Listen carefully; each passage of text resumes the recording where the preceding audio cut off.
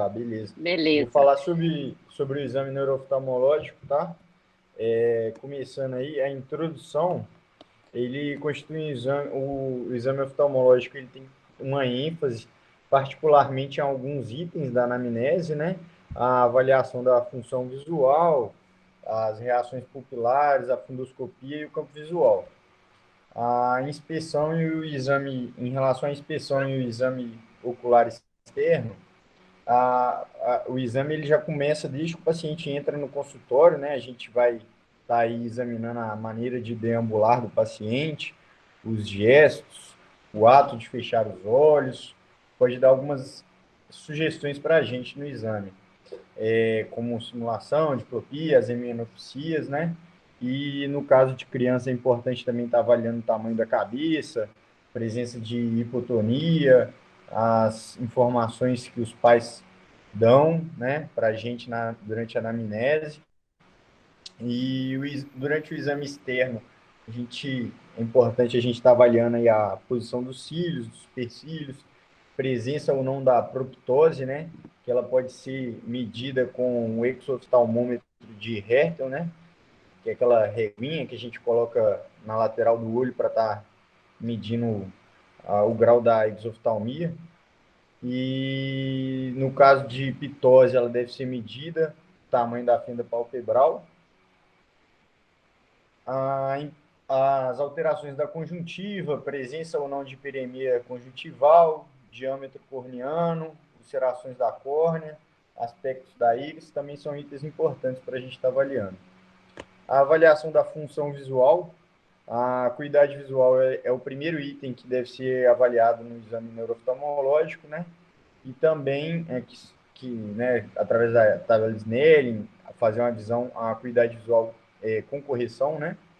E a visão de cores. A gente tem três diferentes pigmentos nos cones, e os seres humanos com visão normal são chamados de tricromados. Aqueles que são incapazes de distinguir corretamente as nuances são descritos como os deficientes para a cor. E eles têm essa deficiência em um ou mais, tá, erro de digitação aí, dos três tipos de cones. As doenças adquiridas da via óptica comumente pode causar alterações na percepção de cores. E os sintomas refletem ou na redução do brilho ou na saturação das cores, ou nos dois, né? Os exames mais comuns para a gente estar avaliando a visão de cores dos pacientes são o teste de Shihara, Ishihara, Hunt, Ritter, não sei como é que fala direito. E esse terceiro aí também que eu não sei falar direitinho o nome dele, não. Farnsworth A pro... Mansell D15. Você tem o D15, que é Isso uma aí. peça piloto 15 Isso. pecinhas, e você tem o de Aham. 100, que praticamente a gente não usa porque você tem uma peça piloto e várias peças aí. Isso demandaria aí no mínimo 2 horas, dependendo do paciente. Então, assim, na prática, a gente faz O teste de o Ishihara é o que a gente Ishihara, mais usa aí na prática, porque né? as neuropatias, Isso. na sua grande maioria, elas acometem o eixo do Deltan e o Protan, que é o do verde e o vermelho. Então, aqui a gente não está preocupado em testar Uhum. daltonismo. E a gente usa o D15 em casos Isso. em que você tem um acometimento mais pericentral. Então, às vezes, em casos de glaucoma, atrofia óptica dominante, são alguns casos em que você, às vezes, o Ishihara pode dar normal, e nesses casos, né, que são algumas exceções, a gente deve usar o D15, né, dependendo do grau de extensão. A atrofia óptica dominante, quando ela é inicial, às vezes é bom realmente você fazer o D15. Nos casos mais severos, você já vê um acometimento e aí a gente acaba usando o Ishihara, mas quem já passou na neuroftalmo sabe que a gente já tem até no nosso roteiro, a gente usa assim, já definido o Ishihara, e em casos eventuais, como esses que eu citei, a gente vai usar o D15, porque o D15 ele consegue pegar o eixo do Deltan, do Protan e do Tritan, que é o azul e o amarelo, que o Ishihara não pega. Então, por esse motivo, a gente, né, tem esses dois testes mais comumente utilizados, e na prática clínica a gente usa mais o Ishihara. Mas pode voltar.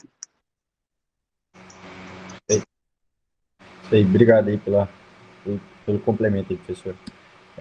Então, continuando, também tem a prova de deslumbramento, né, que é o fotostress, que pode ser útil para o diagnóstico de lesões maculares, particularmente quando a oftalmoscopia ela é duvidosa. Esse teste aí, ele é realizado através da incidência de uma luz diretamente na mácula por 10 segundos e logo após a incidência da luz, a gente pede para o paciente olhar para a tabela Snellen, né? Um grau, uma linha acima, né? Vamos supor, ele era um paciente 20/20, a gente pede para ele para avaliar, para ler a linha 20/25.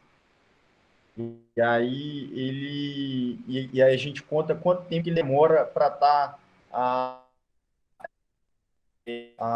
essa linha, e geralmente em pacientes com doenças maculares demora muito mais a conseguir voltar a enxergar do que pacientes com lesões do nervo óptico, né? Então seria importante para a gente diferenciar problemas da mácula com o nervo óptico. E o exame do campo visual, ele é um procedimento que auxilia no diagnóstico e também pode problemas nos olhos, prejudica a capacidade do paciente perceber os diversos estímulos que nos rodeiam, mesmo sem estar focado nele.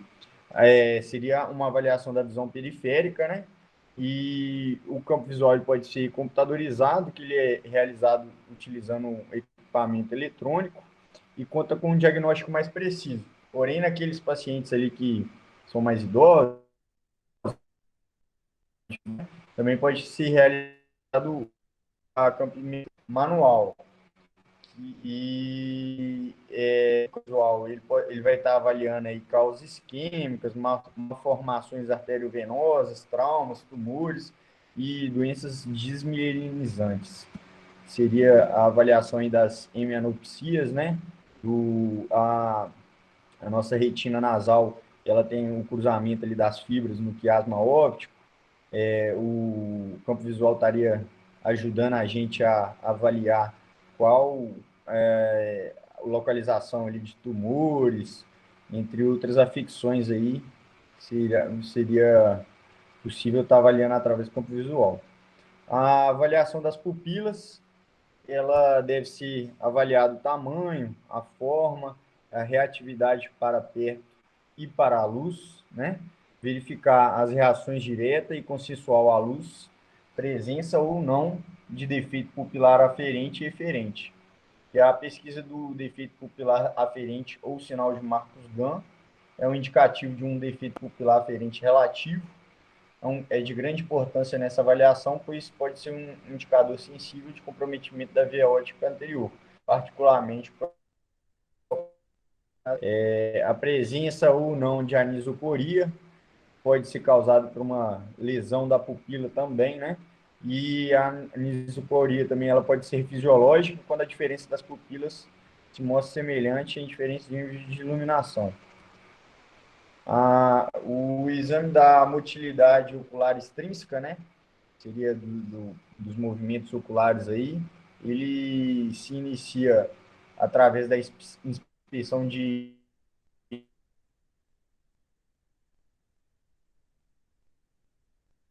respeito dos movimentos rítmicos, ele diz respeito a movimentos rítmicos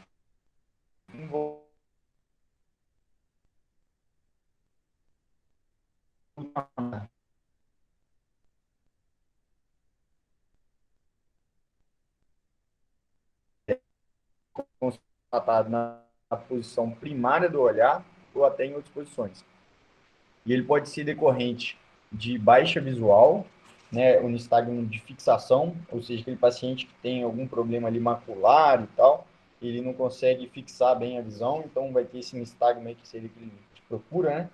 E o déficit, ou por déficit no controle motor. Continuando falando sobre a motilidade ocular, Outro aspecto extremamente importante é a análise da existência ou não de desvio. A existência de um desvio ele implica na semiologia oculomotora adequada através dos testes de Pulver, simples ou alternado. E o exame, após a gente suspeitar aí de um estrabismo, ele deve ser repetido com a introdução dos prismas à frente dos olhos, a fim de neutralizar, né, o desvio e a gente conseguir fazer o exame. O exame biomicroscópico também é muito importante, né? Ele é realizado através da lâmpada de fenda, deve ser parte integrante do exame. Ele pode contribuir com sinais oculares que possibilitam diagnósticos, como ocorre no caso de sinais cristalinianos, da doença de Wilson, ou na observações de nódulos na íris, que seriam sugestivos de neurofibromatose. A avaliação de sinais inflamatórios na câmara anterior também é importante a gente estar avaliando, porque a gente vai conseguir diferenciar aí um edema de nervo óptico, né? Pode ser ele secundário a uma uveíte ou não. Em relação à oftalmoscopia, também é uma etapa fundamental, pode ser feita direta ou indireta, né? E as 4 áreas mais importantes aí para a gente estar avaliando, né, no fundo de olho, seria a média periferia, para observar a presença ou não de anormalidades pigmentárias, especialmente em crianças. A região macular, para a gente afastar as lesões grosseiras, como cicatrizes, ou alterações pigmentárias sutis da região macular. O disco óptico é a região de maior importância aí no caso do exame neurooftalmológico, né? Devendo ser sempre observada a cor, se existe ou não edema de papila, né? E a camada de fibras nervosas retinianas, peripapilares, também deve ser examinada. Beleza? Obrigado. A senhora quer complementar mais alguma coisa aí, professor? Sim. Só pontuar algumas coisas aqui, Luiz. Parabéns pela sua aula, tá? Com relação ao reflexo pupilar, só a gente lembrar que a gente tem que pedir sempre ao paciente, quando você vai fazer a avaliação pupilar, para o paciente olhar para um ponto de fixação longe, porque se a gente pedir para olhar muito perto, ele vai fazer a convergência, a acomodação e miose. Então, isso às vezes interfere no resultado quando você vai fazer o swing light test, né, para a gente avaliar a aferência, né, que é quando a gente tem o defeito pupilar aferente, que pode ser relativo, né, no caso da pupila de Marcus-Gunn, ou pode ter um defeito pupilar aferente absoluto, que é quando não tem nenhuma reação pupilar. Isso a gente está analisando a aferência. Lembrar que olhar sempre no olho contralateral a eferência, que é uma outra via. Com relação ao exame neurooftalmológico, é muito importante a gente, né, você falou bem aí da avaliação, o que a gente normalmente faz, mas é importante a gente frisar sempre a questão da anamnésia. É de extrema importância em neurooftalmologia os dados. Então, o que é importante? Saber a causa, por que o paciente está sendo avaliado, né? Qual que seria a queixa dele, com relação a esses sinais e sintomas, há quanto tempo, se foi de forma aguda, se foi de forma progressiva, se teve dor, se não teve, o que ele correlaciona esses sintomas com algum outro déficit focal, quais os medicamentos que esse paciente faz uso, quais as comorbidades que ele tem, se tem história de doenças neurológicas, se tem histórico de cirurgias prévias, se tem algum histórico familiar, hábitos de vida, é muito importante, às vezes a gente esquece de perguntar se o paciente é etilista, é tabagista, qual que é a frequência do hábito. Então, é importante a gente fazer uma anamnese muito completa nesses casos, porque qualquer coisa vai influenciar no nosso raciocínio clínico. E neurooftalmologia é uma integração da área da oftalmologia com a neurologia e a clínica médica. Então, assim, realmente todos os dados de exame para a gente é de extrema importância. Então, a queixa principal normalmente é o que motivou o paciente a ter sido encaminhado ao departamento de neurooftalmo. A história da moléstia atual, colher então bem esse histórico, história pregressa, né? O que que ele tem em termos de comorbidades, doenças, hábitos de vida, e perguntar sempre do histórico familiar. Então, é só enfatizar com relação à anamnese, né? Para a gente sempre lembrar que em neurooftalmo a gente tem que fazer isso de uma forma um pouquinho mais, assim, completa, porque qualquer, né, informação para a gente é extremamente importante para a nossa avaliação. Mas Uhum. parabéns, alguém aí com alguma dúvida? Senão a gente já vai passando para a próxima aula. Alguma dúvida aí? Alô? Ok. Todo mundo Ó, escutando? Acho que sim. ok, então, gente, eu vou falar sobre edema de nervo óptico. Edema de nervo óptico é diferente de papiledema. Muitas pessoas confundem, mas o papiledema é quando a gente tem um edema do nervo óptico secundário a um aumento da pressão intracraniana. Já o edema de nervo óptico é uma condição clínica mais abrangente, ou seja, diversas outras causas, sem ser o papiledema, pode ser uma causa de edema do nervo óptico. Muitas das vezes, até os próprios livros confundem e até trocam o termo como tratam o termo de edema do nervo óptico como papiledema, mas são entidades clínicas diferentes, tá certo? Então, a principal questão dessa aula é a gente fazer um diagnóstico diferencial das principais causas do edema de nervo óptico ou edema de papila, né?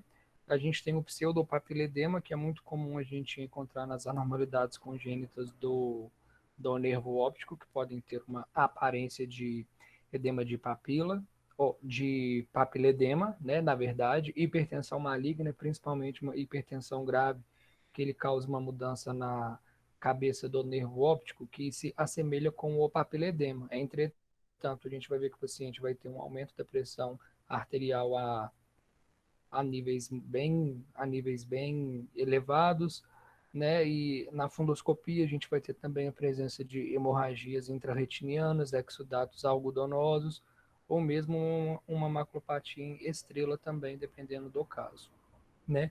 A gente tem também outras causas, uma delas é a papilopatia diabética, que é uma entidade benigna, é uma entidade difícil de diagnóstico, pois ela mimetiza o papiledema causado por hipertensão intracraniana e também por uma noia, né, que é a neuropatia óptica isquêmica anterior, né? O edema óptico ele pode ser mínimo ou ele pode ser extenso, mas normalmente ele pode cursar com hemorragias, mácula em estrela e tele,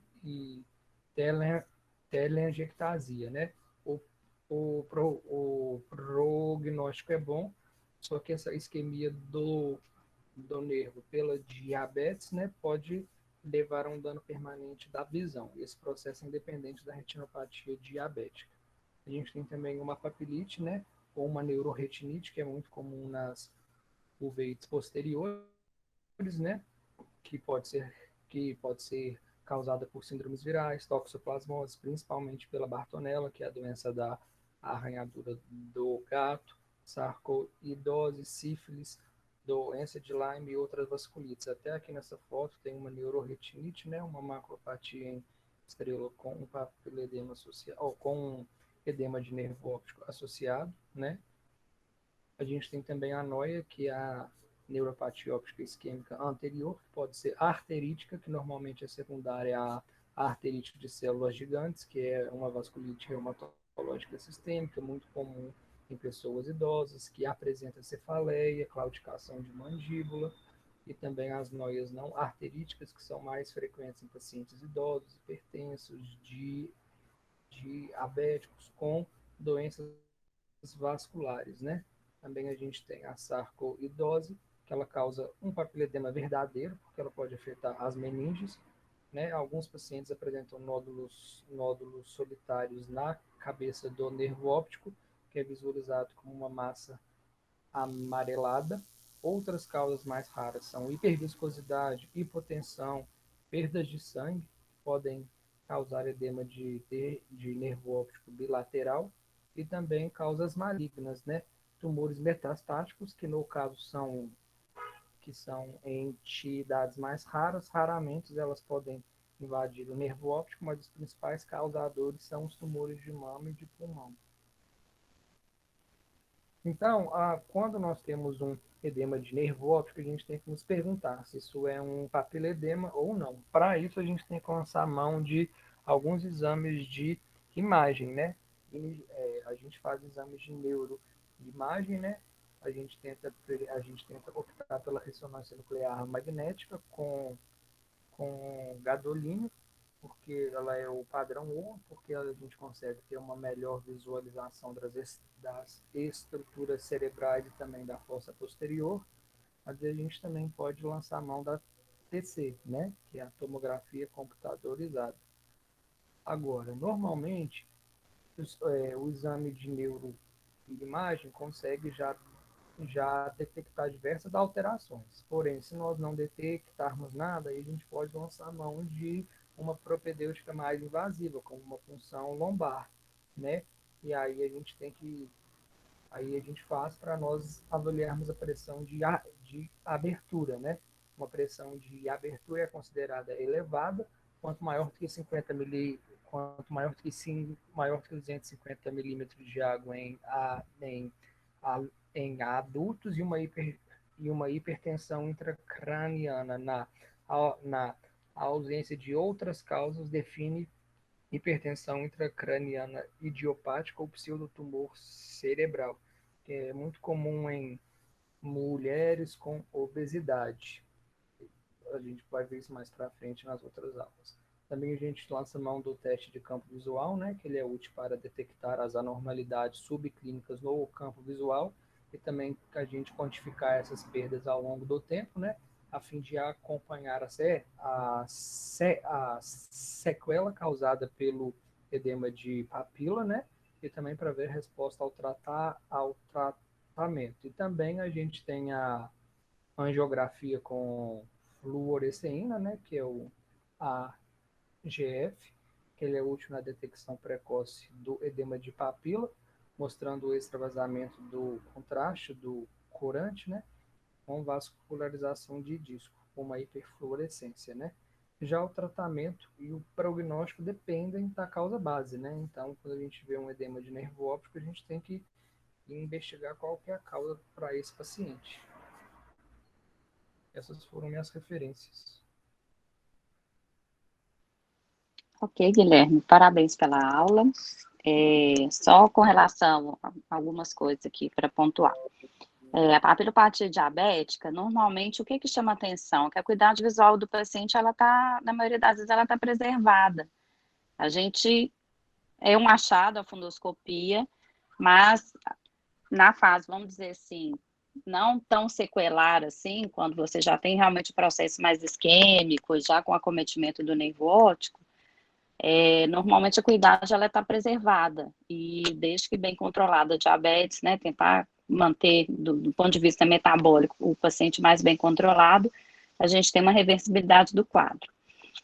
Com relação ao edema de disco, de uma forma geral, a gente tem sempre que avaliar a clínica do paciente, ou seja, levar em consideração a idade do paciente, levar em consideração as comorbidades que ele tem, analisar o contexto da história clínica do paciente, porque isso nos direciona, né, para saber se o paciente já tem fatores de microangiopatia, como hipertensão, diabetes, dislipidemia, se o paciente é tabagista, se o paciente às vezes já tem até o diagnóstico de alguma outra patologia, né, como a sarcoidose. E sempre, então, a gente ir pela história clínica do paciente, a avaliação, né, o exame neurooftalmológico em si, a fundoscopia, isso também vai nos trazer muitas informações com relação a esse edema, né, se tem hemorragias peridiscais, se tem uma estrela macular, se tem dor, se não tem. Então, isso tudo vai ajudar no raciocínio clínico. E aí, sim, a gente lança a mão dos exames, né, complementares. E sempre direcionando para cada caso é um caso, assim, dentro da nossa suspeita clínica. E muito bem colocado, parabéns aí de diferenciar o edema de nervo óptico de papiledema, Porque muita gente acha erroneamente que o edema de papila bilateral, ele é igual ao papiledema, e não é. Edema de disco óptico, edema de papila é uma coisa e papiledema é outra. Papiledema, inclusive, ela pode ser, quem vai dar aula agora, né, vai falar provavelmente isso, que ela pode, inclusive, ser unilateral. Então, parabéns aí, Guilherme. E dúvidas? Alguém tem alguma dúvida? Quer perguntar alguma coisa? Então, vamos dar sequência aí.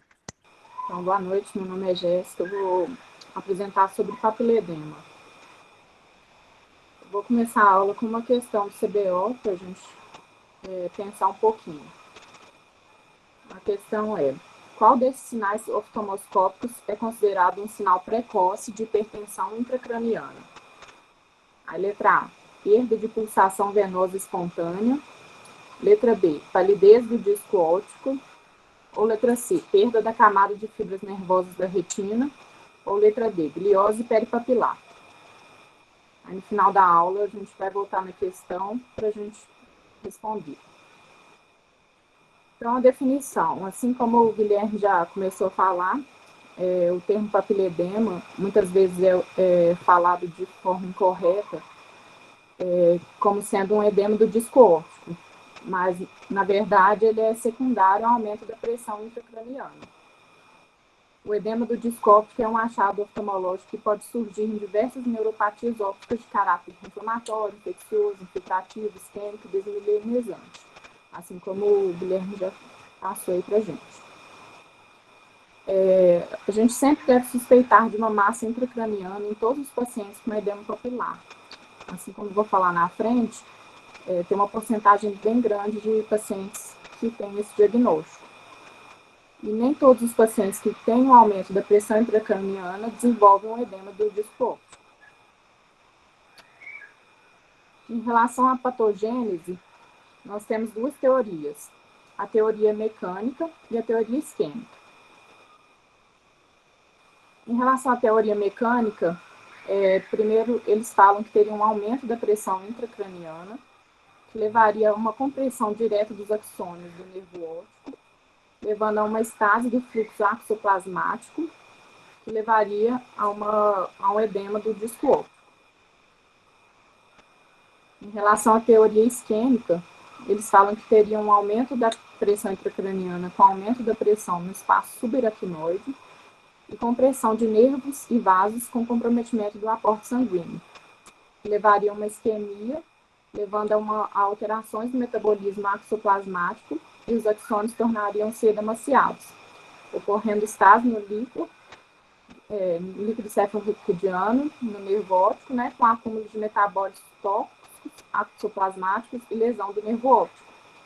E, secundariamente, o edema local pode comprimir a veia central da retina, provocando hemorragias e exudatos no disco óptico, que levaria a um edema crônico do disco óptico, levando a hipóxia e gliose, culminando em atrofia do disco óptico com perda de visão irreversível. Em relação às causas de papiledema, são várias as causas.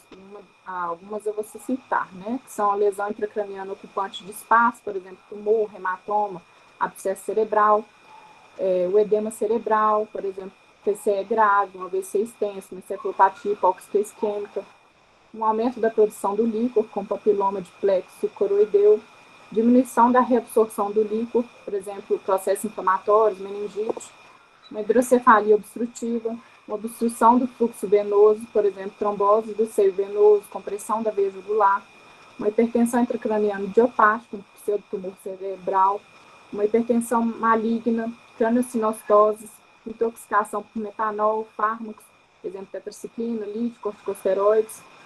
Então, são diversas causas, né? E lembrando que aproximadamente 60% dos casos têm como causa subjacente um quadro tumoral intracraniano. E os restantes 40% distribuem-se por outras causas. Então, vale sempre lembrar desse diagnóstico, né? A incidência do papiledema ele é provocado por um tumor intracraniano. Ele diminui com o aumento da idade sendo 80% até os 10 anos e baixando para metade na 7ª década de vida.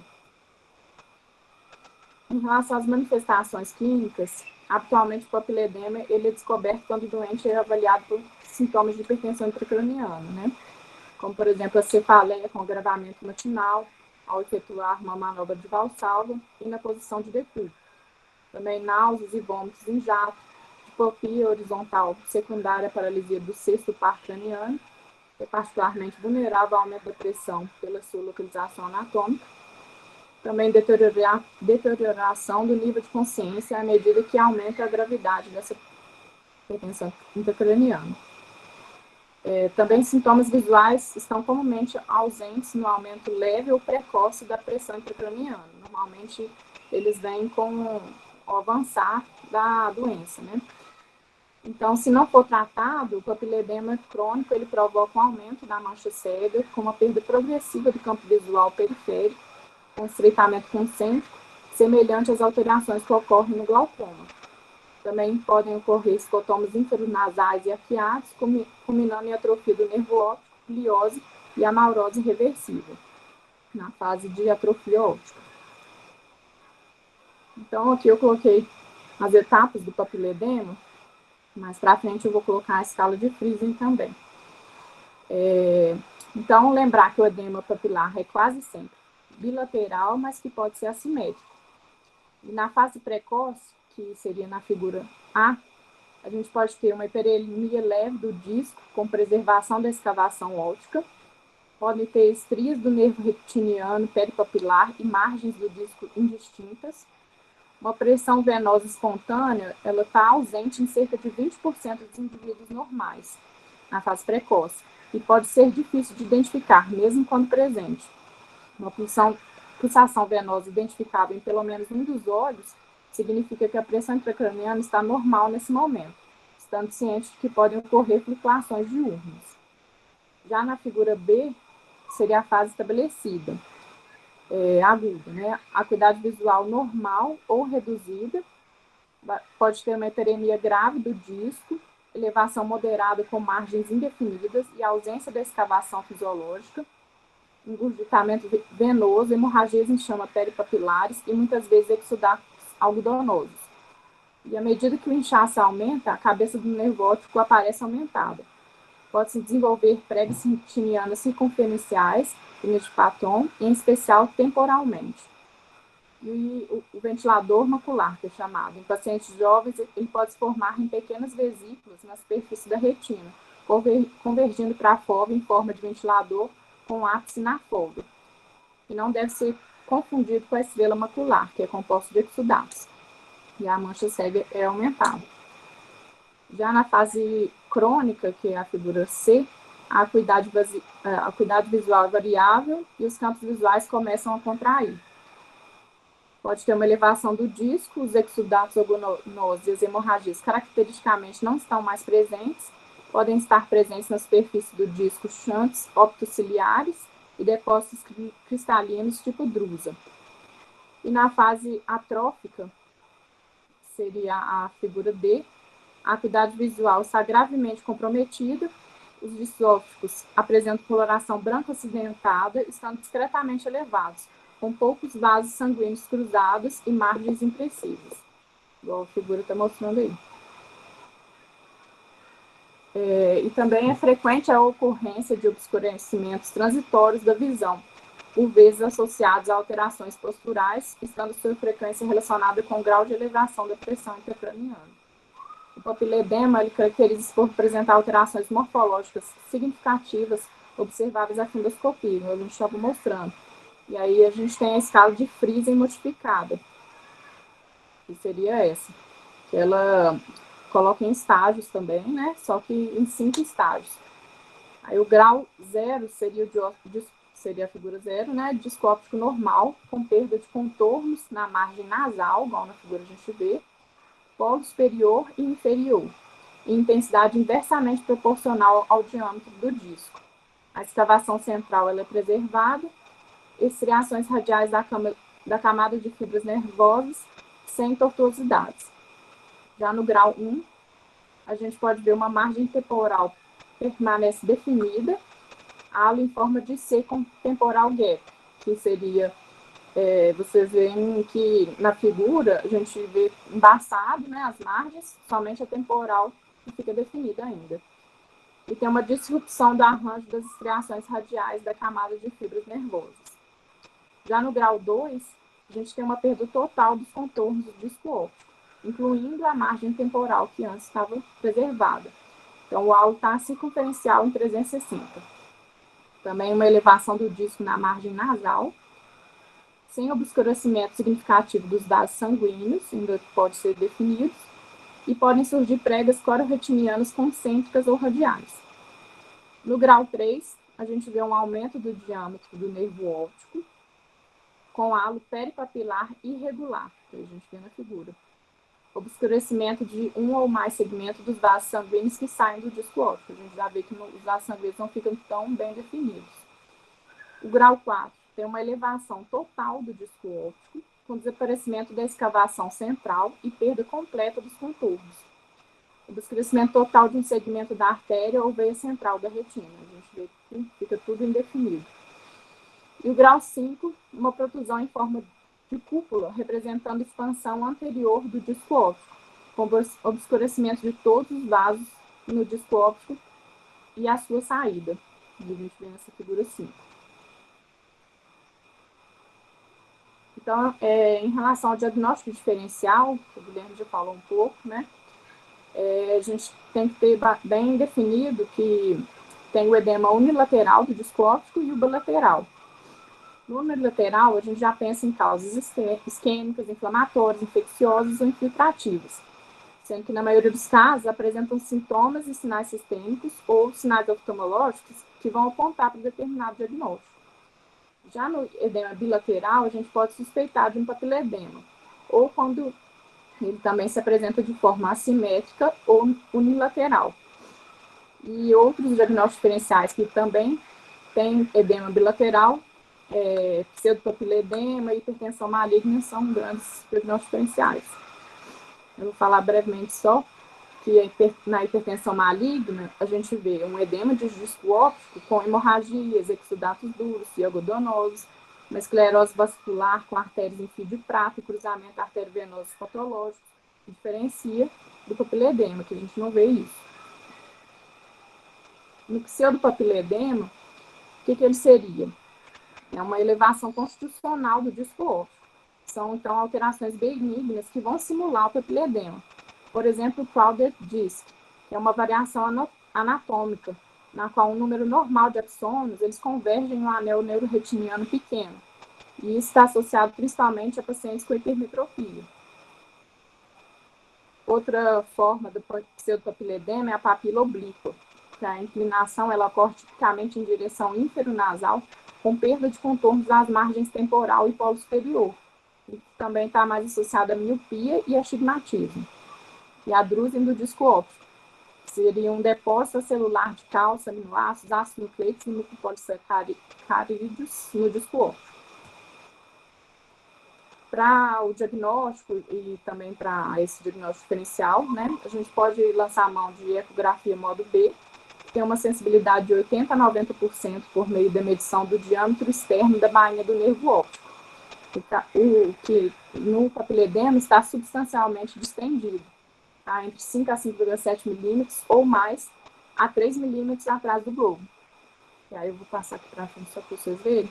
Nessa figura A, a gente vê que a bainha do nervo óptico está de 7,1 milímetros, 3 milímetros posterior ao globo, que seria demonstrando o papiledema. E também podemos ver um sinal de crescente, que é uma área eflorescente no nervo intraorbitário anterior, que se pensa representar um aumento da separação entre o nervo e a sua bainha. Seria essa figura letra B, onde mostra as setas apontando.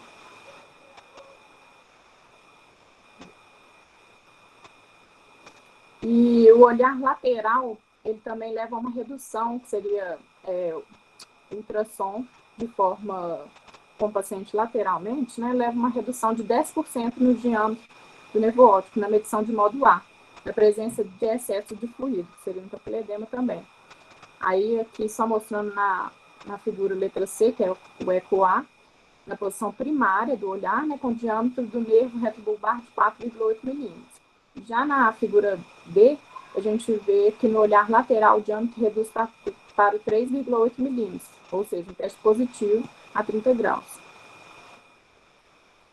Também podemos lançar a mão da ressonância magnética para excluir uma lesão ocupando um espaço e ou ventrículos aumentados. Lembrando também de ver que a gente pode também ver o diâmetro da bainha do nervo óptico na ressonância magnética, que nela normal é de 5,5 milímetros, mais ou menos 1 milímetro. Outro exame também seria a venografia, para excluir a trombose venosa cerebral. Um outro exame também seria o OCT, que ele ajuda na monitorização da evolução da doença do nervo óptico e a resposta ao tratamento também. E no caso de papiledema, você vai ver um espaço hiporrefletivo entre a retina neurosensorial, EPR e córnea capilar aumentado. Então, você vai ver um contorno interno suave com espessura máxima junto ao nervo óptico e redução gradual para a periferia. Além disso, no OCT você também pode avaliar a espessura da camada de fibras nervosas, que no papiledema vai estar aumentada.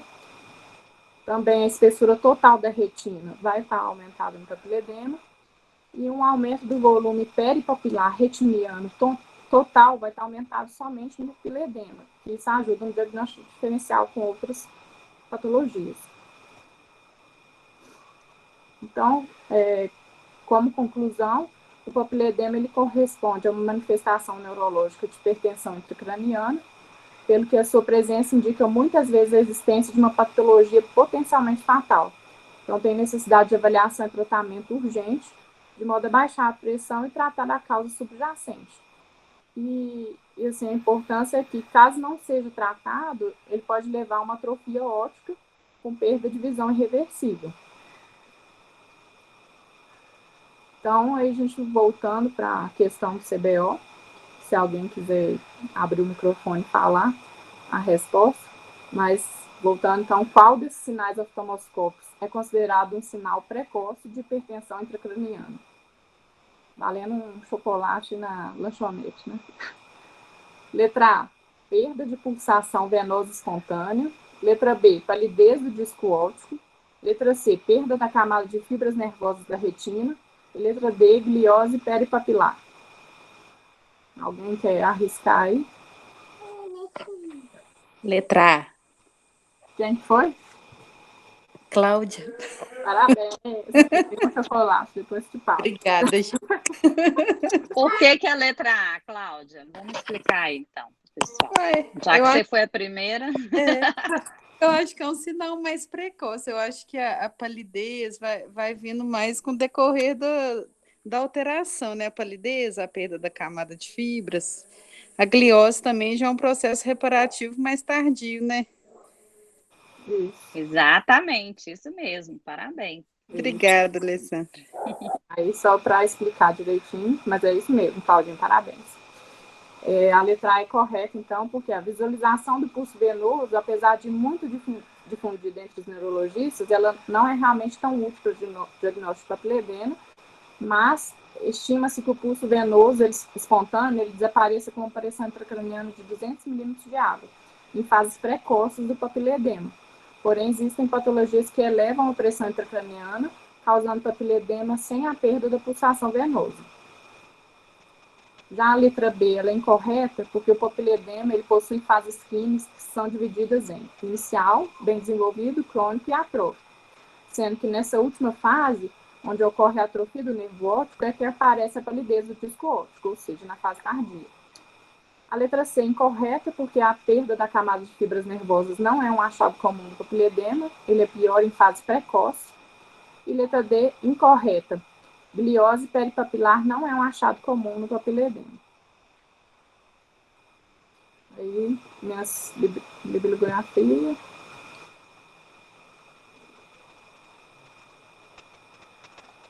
Pronto, é isso. Obrigada. Parabéns, Jéssica. Obrigada. Pela aula. Só alguns comentários aqui com relação aos mecanismos, né, do papiledema. Na verdade, são os dois, né? Essa fala da causa mecânica e vascular, mas é um conjunto, né? Uma coisa não anda separada da outra. Uhum. Deixa eu perguntar aqui, a Laura tá aí? Laura, Fernanda, Carol, vocês estão aí, meninas? A gente, acho que tá aí, né? Nós tivemos um caso recente agora, inclusive hoje ele esteve lá.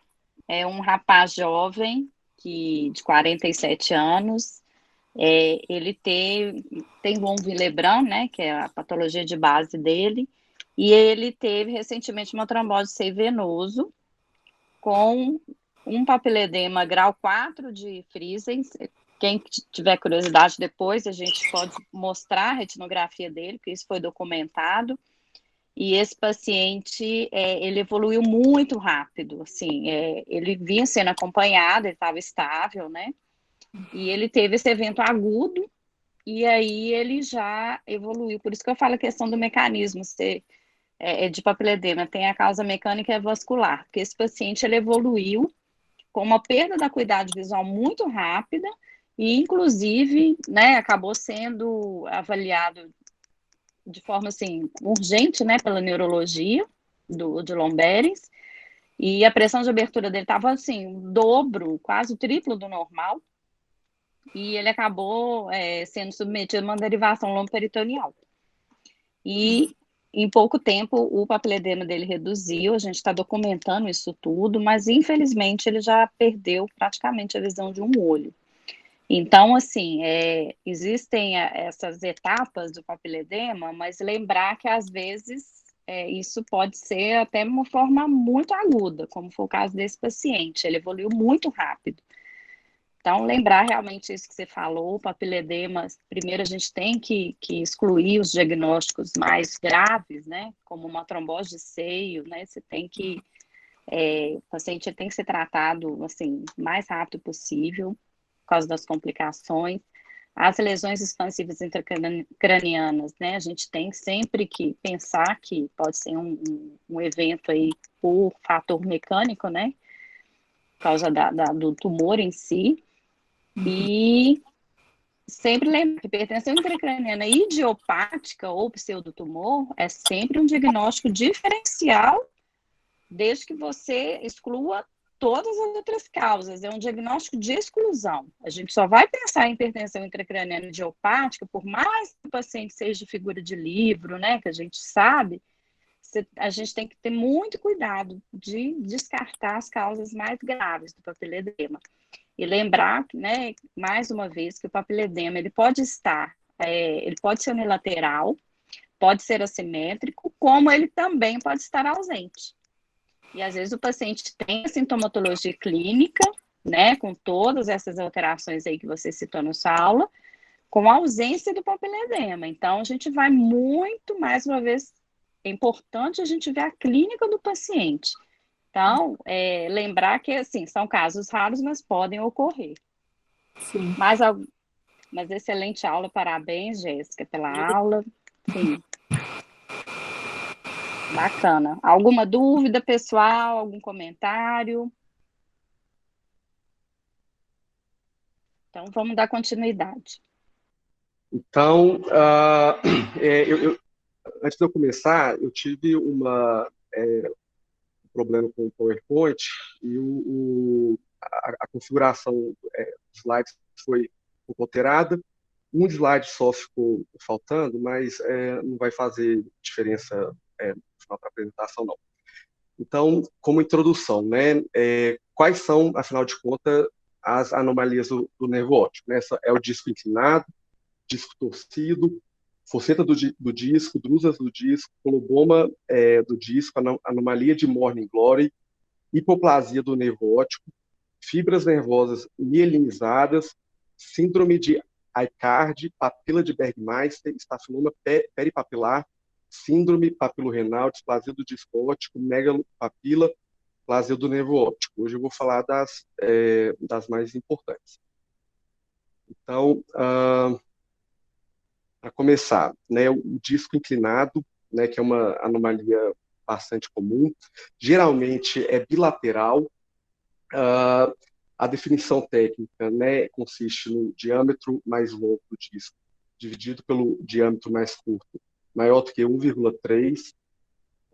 E, né, nesse caso de disco inclinado, fica mais difícil excluir dano glaucomatoso sobreposto, porque a rima temporal costuma ser muito afinalada. Então, quais são os sinais, né? A gente vai ver um disco oval ou em forma de D, e a direção desse disco é geralmente inferonasal na maioria das vezes. Na perimetria, a gente costuma ver defeito superotemporal e eles não costumam respeitar a linha média. Eu não consigo escutar ninguém. É assim mesmo? Alguém pode me dar um feedback, por favor? É assim mesmo, Vini. Joia. Obrigado. Então, é o disco torcido, né? É um disco que tem um eixo em que o eixo longo está inclinado mais de 15 graus do meridiano vertical, né? Como a gente está vendo aqui nessa figura. As associações mais comuns é justamente com o nervo inclinado, que eu falei anteriormente, e com a miopia. A próxima alteração é a faceta do disco óptico, né? Ela costuma cursar com uma acuidade visual normal, na ausência de complicações. O disco é um disco geralmente maior do que o normal. Essa faceta, né, como a gente está vendo aqui, é uma faceta cinza arredondada, mais comum temporalmente. São patologias, né? Quer dizer, é uma condição que é bilateral de 10 a 15% dos casos. Na perimetria, a gente pode notar como várias alterações, inclusive pode simular um glaucoma. A complicação, né? A complicação mais importante é o descolamento macular seroso, certo? Aqui ficou faltando um slide, mas basicamente, né, esse descolamento macular seroso, ele vai ser um descolamento que a gente tem que perceber uma continuidade a partir do disco óptico. Nesses casos, né, a gente vai fazer, então, uma conduta expectante. Quer dizer, né, a conduta expectante ela é apropriada na maioria dos casos, porque 25% dos pacientes vai evoluir com uma resolução espontânea. Pode ser indicado também o laser, se tiver uma piora da acuidade visual, ou a vitrectomia, se o laser não for eficaz. A próxima anomalia congênita são as drusas de disco óptico. Consiste de depósitos geralmente calcificados dentro da cabeça do nervo óptico. Em 75% das vezes elas são bilaterais, né? Os sintomas geralmente são assintomáticos, mas alguns pacientes podem relatar também desfocagem episódica como sintoma, né? Aqui a gente está vendo, então, as drusas. Existe uma outra, né, um outro tipo, né, das drusas, que são as drusas enterradas, que acontecem mais frequentemente em crianças, né? As drusas, chamado, caso... desculpa te cortar, a gente chama de drusas ocultas. Isso, drusas assim, ocultas. É o mais comumente a gente conhece como drusas ocultas, é exatamente isso. Pode... Uhum. Eu peguei esse nome do câncer, mas eu também achei um pouco diferente. Mas, enfim, são drusas obscurecidas, né, sobre a superfície do disco. É uma causa importante de pseudopapiledema, né, então, importante lembrar no diagnóstico diferencial. Então, como a gente pode ver, né, o disco ele tem uma aparência mais grumosa, escavação ausente, são verificados também anomalias de padrão vasculares, né, como ramificação proximal, aumento do número da comorbidade dos vasos principais, e é, né, dessa forma que a gente vai identificar essa condição. Então, né, diferentemente, a gente tem as drusas expostas, né, que é a imagem que eu já mostrei, a gente pode ver a drusa na superfície do disco. São esperados os defeitos de campo em até 75% dos casos, né? Como associações oculares sistêmicas, né? A gente tem a retinite pigmentar, linhas angioides, neoplasia biliar intrahepática. As complicações são raras, mas é importante mencionar a neovascularização coroidiana justa papilar, hemorragia de vítreo e oclusões vasculares. No exame de imagem, a angiofluo já vai esclarecer bem, né? Já demonstra bem as drusas. Pelo OCT, a gente vai ver um afinamento difuso ou focal da camada de fibras nervosas, e o OCT pode ser utilizado para controle, né? Segmento. A próxima alteração que eu vou falar é o coloboma de disco óptico, né? Então, em primeiro lugar, o que seria o coloboma, né? O coloboma é um defeito causado pela fusão incompleta da fissura embriônica do olho. Então, tem várias associações sistêmicas, né? Anomalia cromossômica, anomalia do sistema nervoso central, entre outras, e essa alteração, quando associado ao gene PAX6, apresenta uma herança autossômica dominante. Então, como sinais, né, a gente tem a acuidade visual geralmente reduzida. A gente vai ver, né, então, na fundoscopia, essa escavação focal em forma de bacia, centrada inferiormente. E a gente vê aqui em cima, tecido normal, confinado a essa cunha superior. Então, no exame da perimetria, né, geralmente a gente vai encontrar um defeito superior. As associações oculares mais frequentes microftalmo, microcórnea, coloboma da íris ou do cristalino. As complicações, né, também são raras, mas a gente pode mencionar o descolamento seroso da retina, afinamento progressivo do anel neuroretiniano e também neovascularização coroidiana.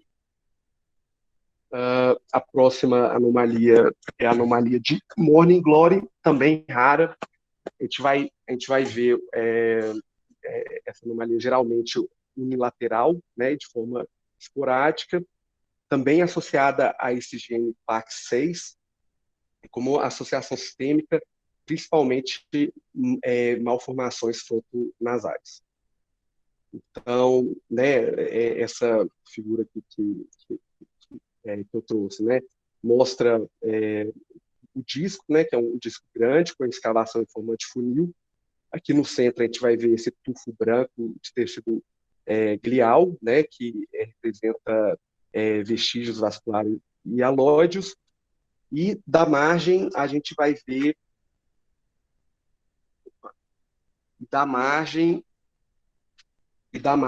a gente vai ver esse padrão esse padrão radial de emergência dos vasos. Eu estou tentando, não sei se o meu áudio está funcionando direito, mas enfim, como complicação, né, a gente pode citar o descolamento seroso da retina em 30% dos casos e a neovascularização coroidiana. A próxima anomalia, então, é a hipoplasia do nervo óptico, né?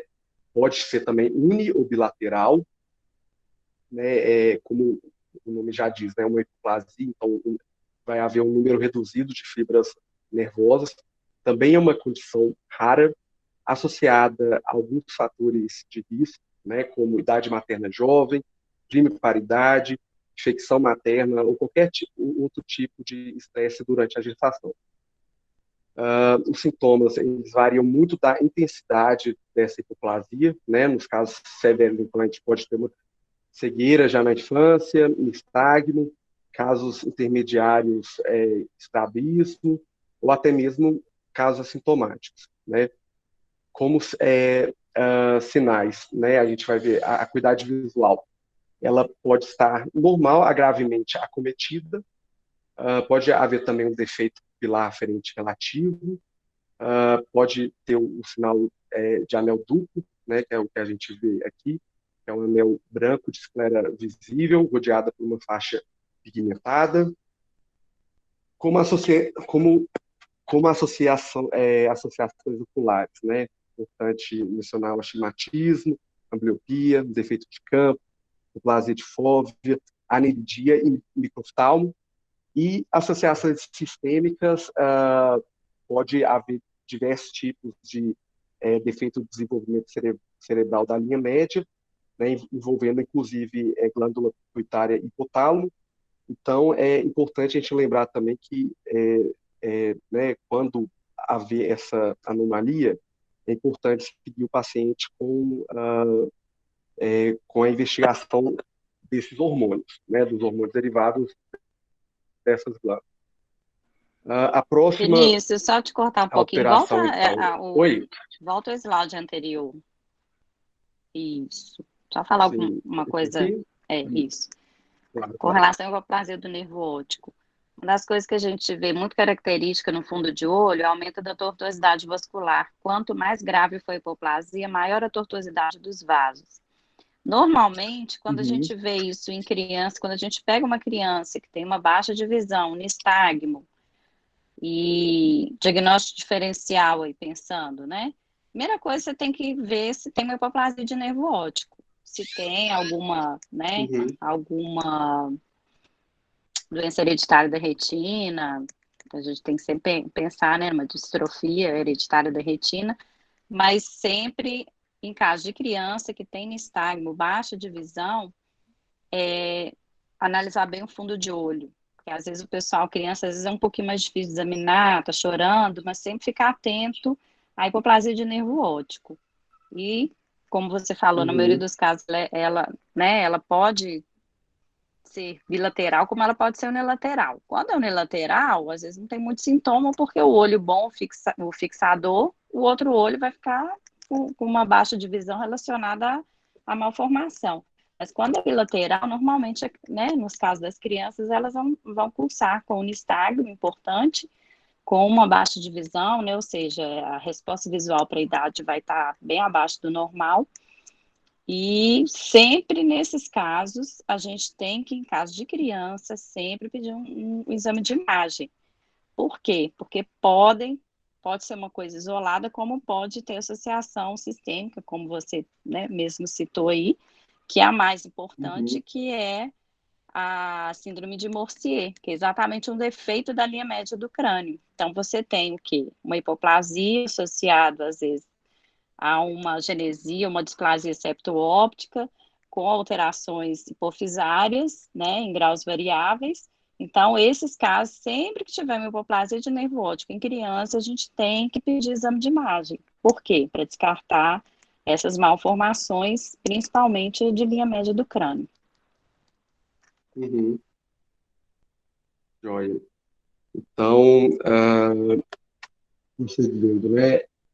A próxima anomalia são as fibras nervosas mielinizadas, também, que é mais, uma anomalia relativamente comum, consiste na mielinização dos axônios das células ganglionares anteriormente à lâmina cribiforme. Então, nesse caso, a gente vai encontrar uma acuidade visual provavelmente diminuída, né? No exame do fundo, a gente vai ver essa alteração, né? Que são manchas estriadas brancas com bordas emplumadas. Aqui eu trouxe outra imagem, né? Para a gente ver o espectro dessa anomalia. Então, nesse caso, nós podemos encontrar anisometropia, estrabismo e ambliopia. O exame de imagem Então, angioflu mostra hipoautofluorescência, também pode haver um encobrimento da fluorescência do fundo, e no OCT a gente vai ver uma camada de fibras nervosas hiperrefletiva. Então, como tratamento, né, o tratamento envolve a correção do erro refrativo, da miopia e do estrabismo, né, se o paciente vier a apresentar. A próxima anomalia é a síndrome de Aicardi. Ela consiste em uma variedade de malformações do sistema nervoso. Está associada a múltiplas lacunas cororetinianas despigmentadas bilaterais, né, que é o que a gente está vendo aqui nessa imagem, e ela está associada a um nervo óptico hipoplásico, colabomatoso e pigmentado, né, que é o que a gente está, justamente o que a gente está vendo aqui nessa imagem. A próxima alteração, então, é a papila de Bergmeister, né, uma alteração relativamente comum, consiste em vestígios dos vasos hialoides. Ela consiste num vestígio dos vasos hialoides. Então, é o que a gente está vendo aqui nessa imagem. Minha referência foi o Hansen e é isso daí. Obrigado. Parabéns, Vinícius, pela aula. Eu aconselho todo mundo a ler, né, assim, em termos de bibliografia, o Kansky. Quem tiver o livro do CBO de neuroftalmo também, principalmente por causa da prova, é muito importante porque ele é bem acadêmico e são questões de prova, muitas delas baseadas no livro do CBO. E o Kansky também é uma boa referência. E também quem tiver acesso aos livros da Academia Americana também. São, né, assim como do CBO também, eles têm essa série de livros, né, das diversas áreas da oftalmologia também, é muito bacana. Gente, alguma dúvida, alguma pergunta, algum comentário? Ok, então, por hoje é só. Próxima aula, então,